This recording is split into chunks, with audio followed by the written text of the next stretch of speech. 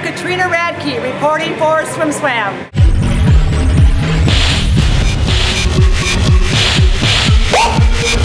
We just can't be more happy to be here. It's been a great season of training and preparation for this, and our athletes love to prepare, and thank goodness they love to compete more, so we can't wait to see what's getting ready to happen this week. What do you attribute your successes to? I think mainly our athletes, because Jack and I are not very fast. But no, they're very good at adapting to this type of competition. You know, it's a bit of a grind. It's 3 days, and I would say anytime we've been really successful, it's because we've got great leadership with our upperclassmen, one of which I'm sitting next to, and I'll miss tremendously next year.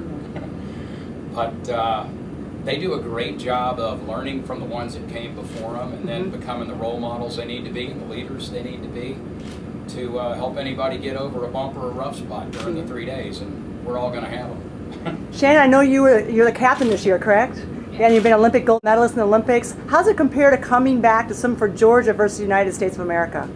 I think there's definitely something different competing in an NCAA championship with people that you train day in and day out with for 2, 3, 4 years. On the Olympic team, you know, you make the team, you get together for a few weeks, maybe a month, and then you go and compete together. And as fantastic an experience as that is, it's something kind of even more special getting to experience and meet with people that you've seen at their best and their worst, and that you've helped cheer along like the whole way throughout the whole season. And we're never gonna, I guess, make a tremendous effort by our teams ever to feel like a failure, because they did so much to get here and be in the position they're in.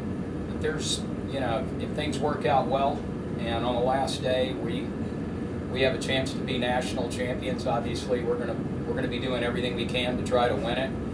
But the main thing is making sure we all do our jobs and everybody's behind each other. And if it does happen, let's just make sure it happens the right way, with us representing Georgia the way we're supposed to, and making sure that if we are lucky enough to come out on top, that somebody besides us is also happy for us. Harvey, what are some of the key races that you guys need to capitalize on to make sure that you're in the hunt for that team title? Every single one of them. You're going to look, there's certain races where we've got a lot of people. There's certain races where we don't have a lot.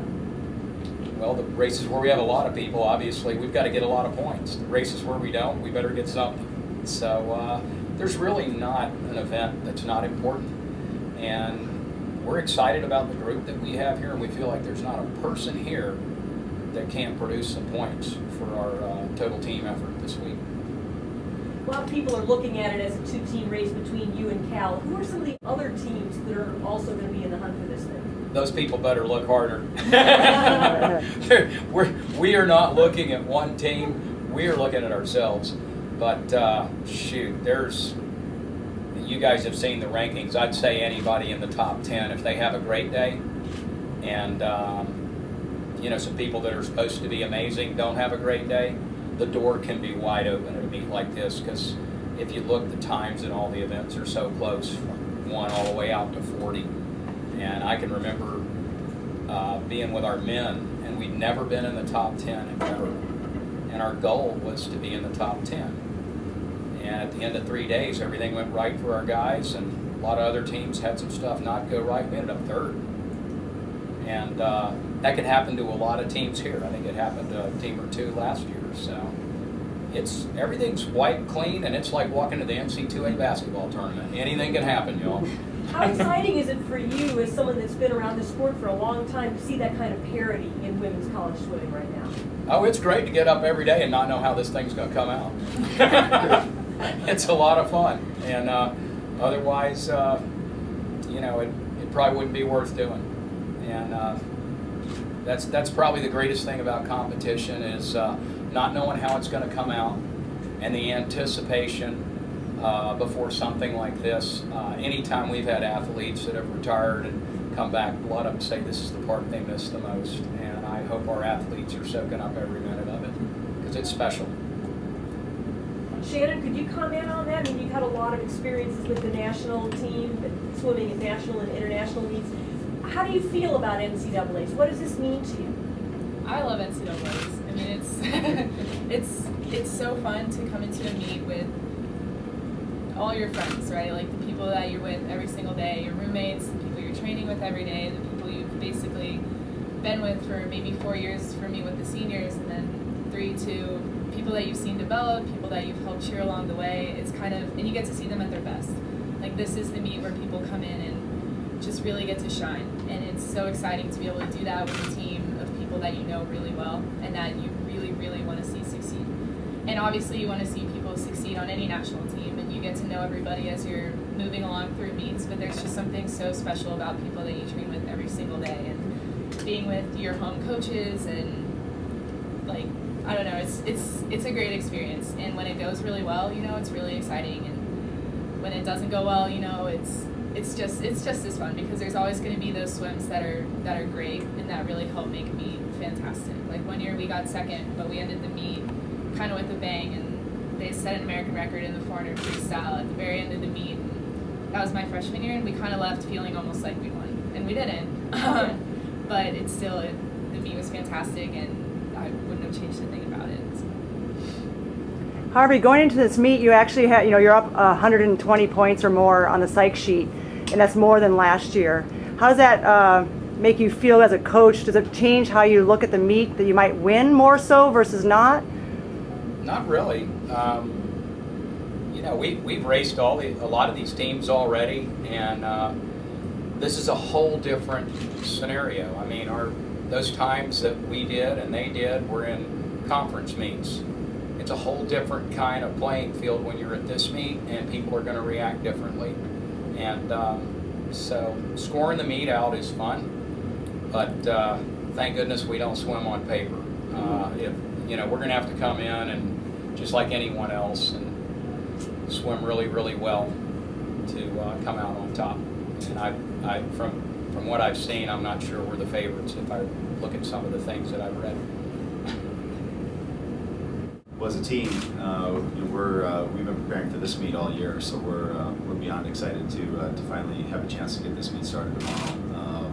But this is a meet we've talked about all year. As a university department, we could not be more excited to host the NCAA championships, to bring the best swimmers really in the world to Minneapolis, which by itself is an incredible swimming community, incredible diving community, and to have a chance to bring all these elite athletes to our venue and to our hometown is really exciting for all of us.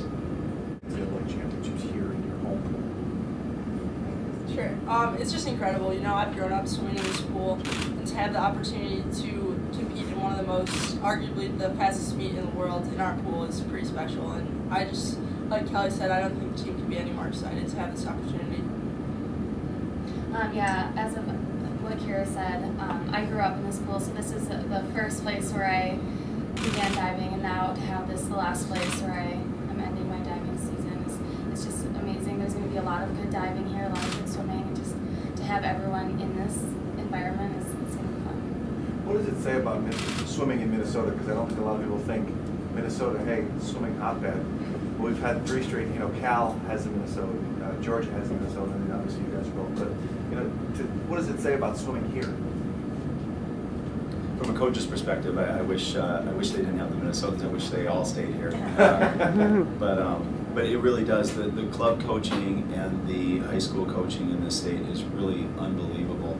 And it's not just in the metro; it's really across the state.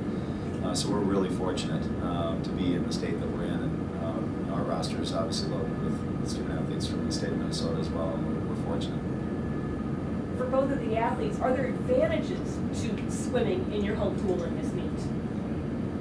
And diving?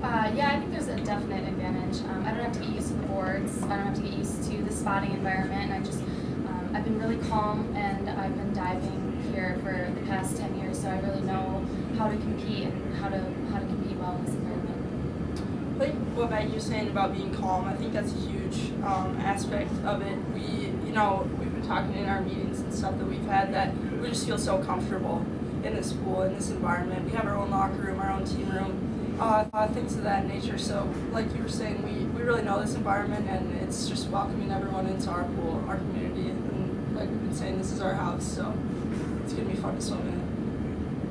Kira, coming from Minnesota, being a Minnesota State record holder and winning state high school for your high school here, obviously you've improved a lot under Coach Kelly. And tell us a little bit about what you've learned as you've been growing up. You're a senior now, a captain, correct?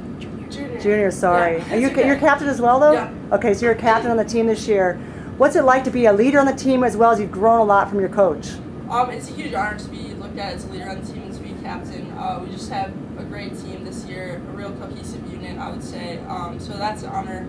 And just like you were saying, I just couldn't be happier with where I'm at and where I'm going with the training here and the team here. And it's just been so much fun these years, training with Kelly and training with the team. And I've learned definitely a lot in and out of the water, and just hoping to keep learning and keep improving. Kelly, you've obviously won Big Tens a lot, and Big 12s, I should say. Yeah. Yeah. And you've been top 10. We were 8th or 9th last year. What do you think it's going to take to get into the top 4 at some point? Yeah, I think we're finally at a spot where we can talk about talk about that as a realistic goal in the next 5 years. That I think you have to consistently get in the top 10. And when you look at the teams that you have to be in front of just to finish in the top 12 in the NCAA is unbelievable. And we're a consistent now team that's in the top 10, and I think that's where you have to be before you can realistically talk about moving beyond that. The top 5 to me is a completely different level of swimming, and we're, like I said, I feel really good that we're in a spot where we can actually talk about that as a realistic goal in the next 5 years. So we're heading in the right direction for sure.